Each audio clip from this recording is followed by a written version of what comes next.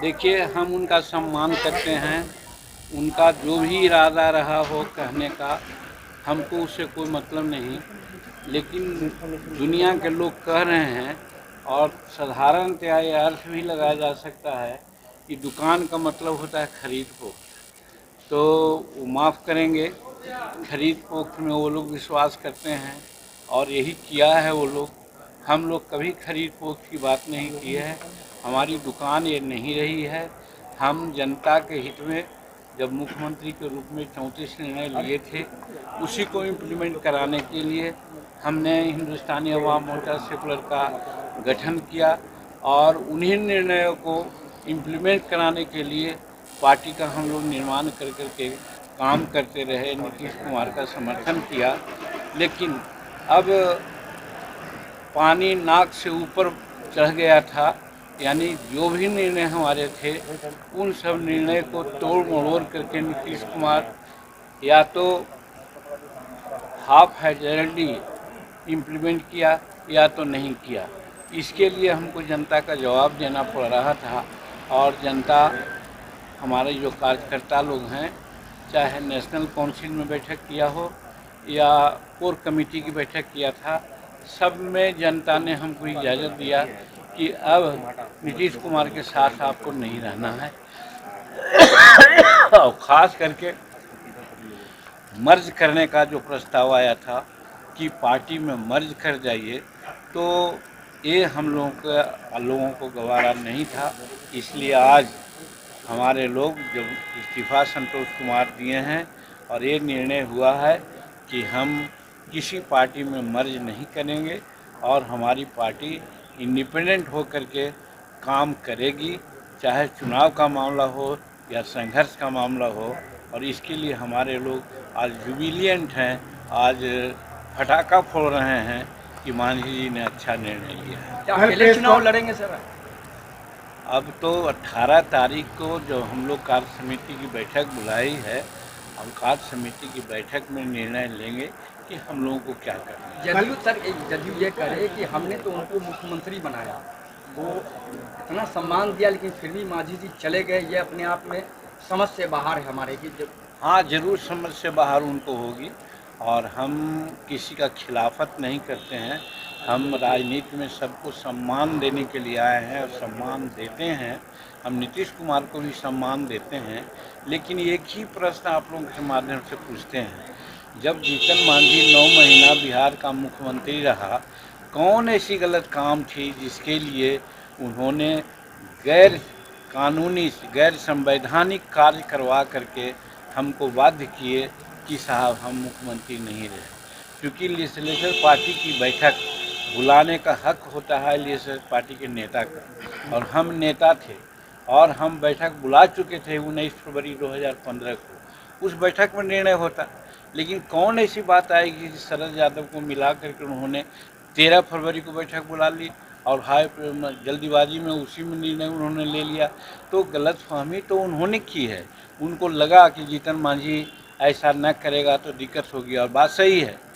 19 फरवरी को जब राज्यपाल महोदय को हम इस्तीफ़ा देने गए थे, उस समय मेरे पॉकेट में लेटर था कि असेंबली भंग कर दें।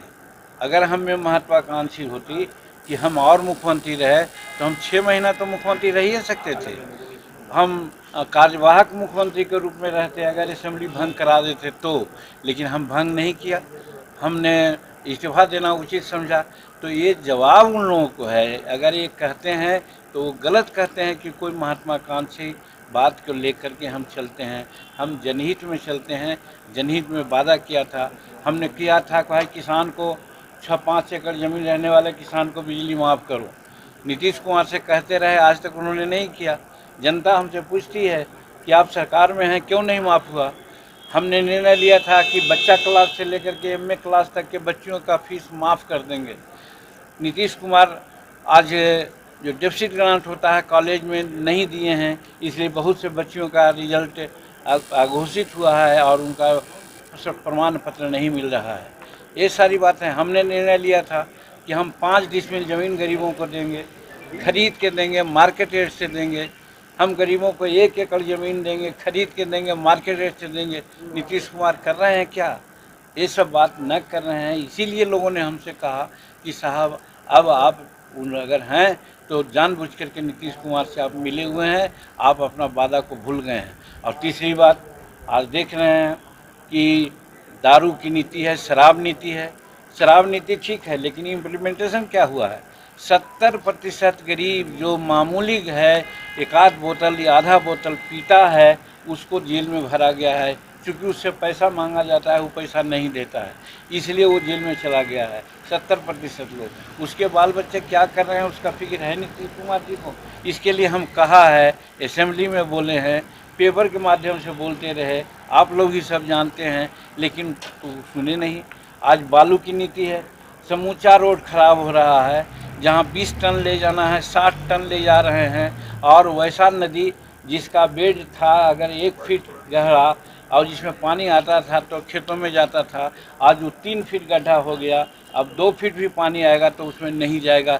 आज हज़ारों हज़ार किसान मारे जा रहे हैं और उनका खेत बंजर पड़ रहा है। इस माने में भी खास करके हमारे इमामगंज डुमरिया बांके बाज़ार में हो रहा है। हम मना किया, हम निर्णय उनसे अनुरोध किया कि आप बालू उठाओ, बंद कराइए, लेकिन उन्होंने बंद नहीं कराया।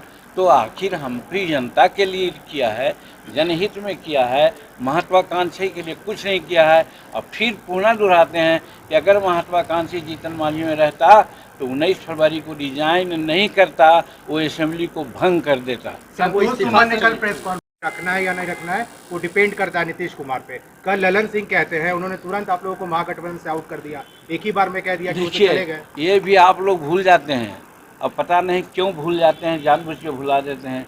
हम सब दिन कहा है कि हम महागठबंधन में नहीं हैं, हम नीतीश कुमार के साथ थे।